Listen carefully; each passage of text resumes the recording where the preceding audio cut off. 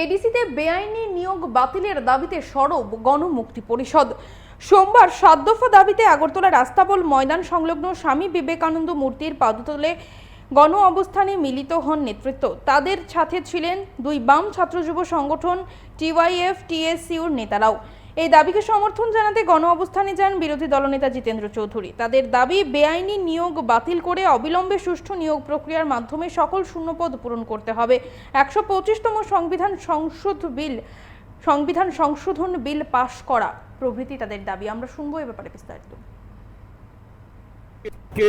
এখানে গণমুক্তি পরিষদ, tribal youth federation এবং ট্রাইবাল স্টুডেন্টস ইউনিয়ন যৌথভাবে ত্রিপুরা রাজ্যে একদিকে ডাক্তার মানিক সাহার নেতৃত্বে রাজ্য সরকার, আরেকদিকে ত্রিপুরা মথার নেতৃত্বে এই এডিসিতে যে লাগামহীন দুর্নীতি এবং জনগণের সামনে জনমোহিনী কথা তুলে পাহাড়কে লুট করা, যুবকদেরকে হয়রান করা, আবেগের আওয়াজ তুলে সেখানে এক একটা নির্বাচন বৈতরণী পার হয়ে গোটা এই রাজ্যের ট্রাইবাল অংশের জনগণকে যে আজকে ধোঁকা দিচ্ছে, তার বিরুদ্ধে গণমুক্তি পরিষদ, টিওয়াইএফ এবং টিএসইউ এই ধর্ণা দিচ্ছে ৭ দফা দাবিতে।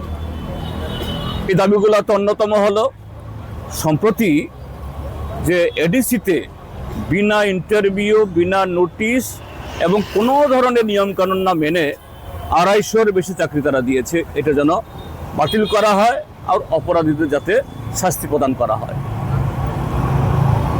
তার সাথে ভিলেজ কমিটি নির্বাচন, বিজেপি এবং ত্রিপুরা মথা এই দুটা দল একটা চুক্তি খেলা এ সমস্ত করে গত প্রায় ১০ বছর নির্বাচন না করে এই এডিসিকে লুট করছে।